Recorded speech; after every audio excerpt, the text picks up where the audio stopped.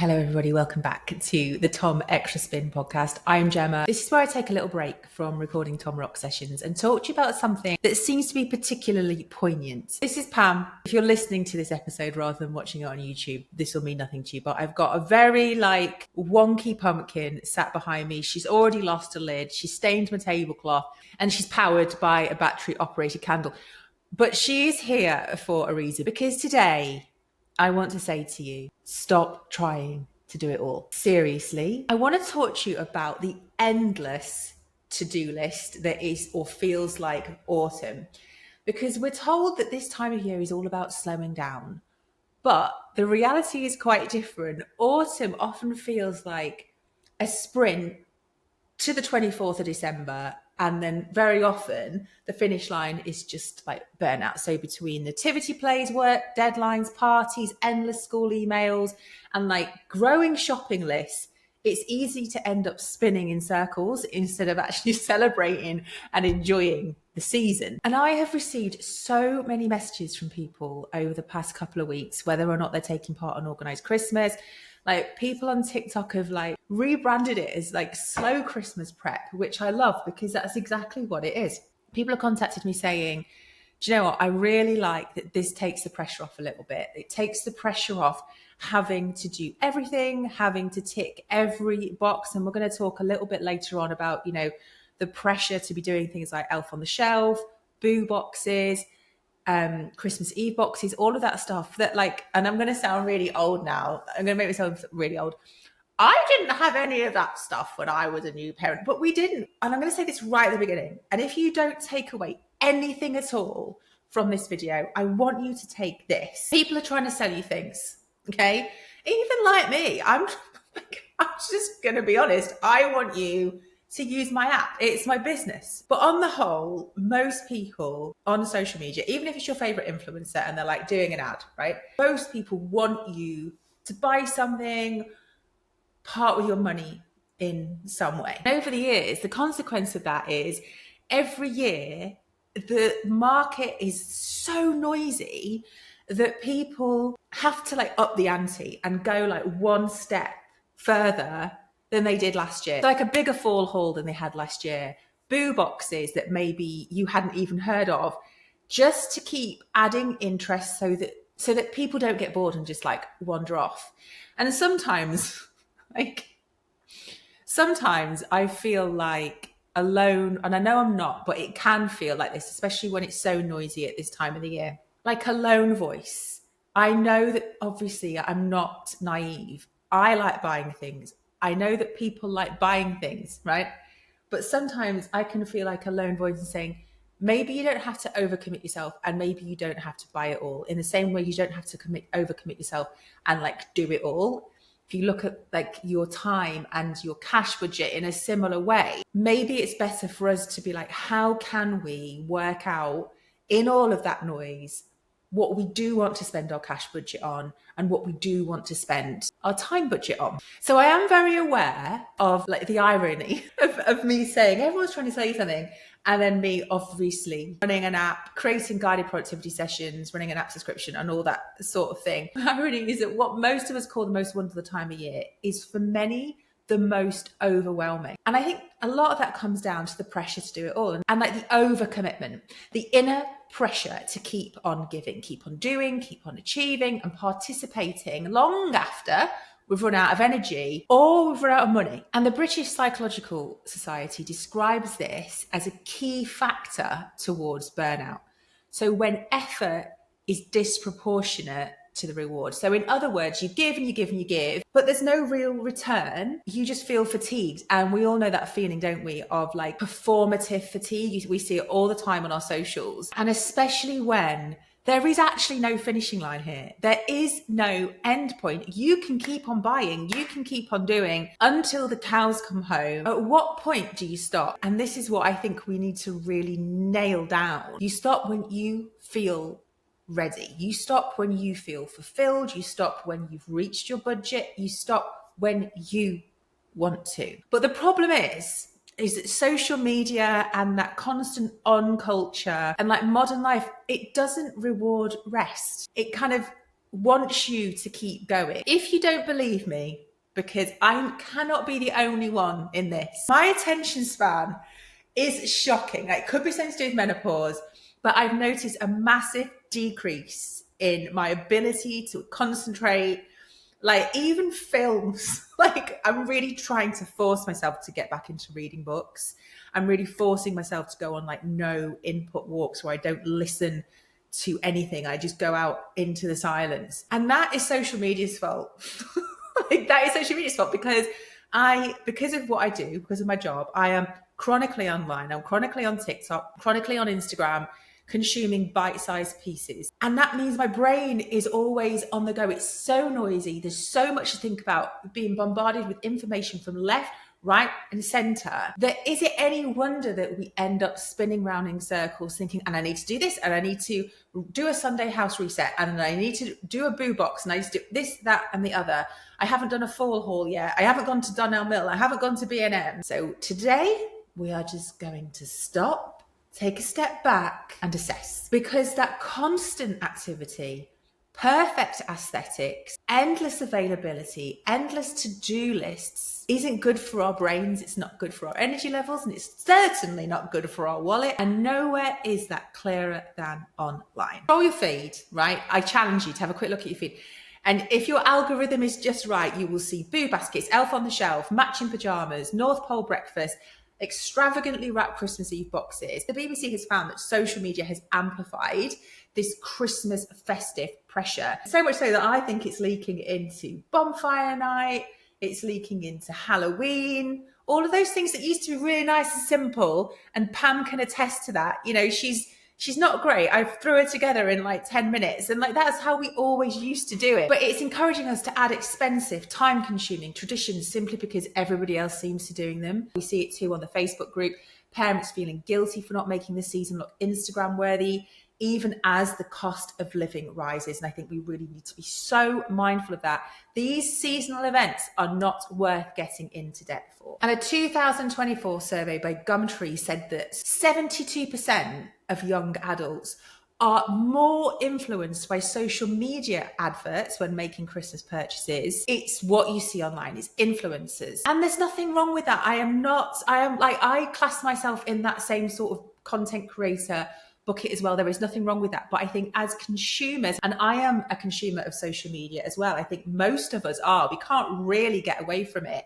I think it's really important just for us to be mindful of what we are consuming so that we can be intentional with how we spend both our time and our energy. Even if you don't think it's happening, you will be seeing things on socials and you will be comparing, and that can trigger like a type of anxiety, a type of feeling some sort of way that you're failing because your holidays don't look cinematic enough, or you're not doing a Christmas Eve basket or a boo basket. And really, we're just getting stuck in this trap because you're just exhausting yourself, and they're not necessarily bringing you the happiness or the fulfillment that you think they are. They might just be bringing you a massive credit card bill. So why does this keep happening? And how can we stop it? So it's really easy to fall for the illusion that more activity means more.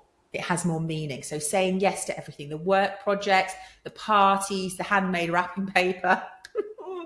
It feels safer to say yes sometimes than saying no. And that overcommitment and that fear of saying no doesn't just have psychological effects. It can also have physiological effects. So overcommitment can trigger like the stress response system, like the fight or flight, like anxiety. So raising cortisol, making you feel just like anxious, maybe you're not sleeping very well, and none of those are good. So each new layer, each new job, whether that is a boo box or elf on the shelf, just adds another layer of expectation to the pile, which is fine if you genuinely love doing it. Like if you live for this time of the year and you're like, yes, like I am literally in my element, then amazing. I'm not talking to you necessarily. I am talking to the people that dread this, that are like, I'm busy enough as it is. Why do I need to do all of this extra stuff as well? So what can we do? Now, something that I love is thinking, like I always say, don't like good enough is good enough. Also, another saying that I really like is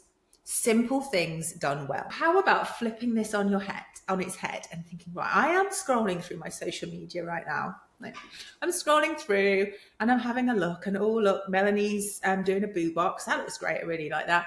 oh, and Caroline, she's doing some sort of massive festive get ahead bake day. Just because they're doing it doesn't mean I need to, but I can potentially look at this as like a list of suggestions, a little pick and mix of what I might like to do that I hadn't thought of as inspiration. Okay, so let's flip it on its head. Less expectation, more inspiration when you are looking at its socials. And then, as with anything, like we say all the time, cut your cloth accordingly. So it might be that you have some time off in autumn. You're like, do you know what? I do want to do a festive bake ahead, get ahead day.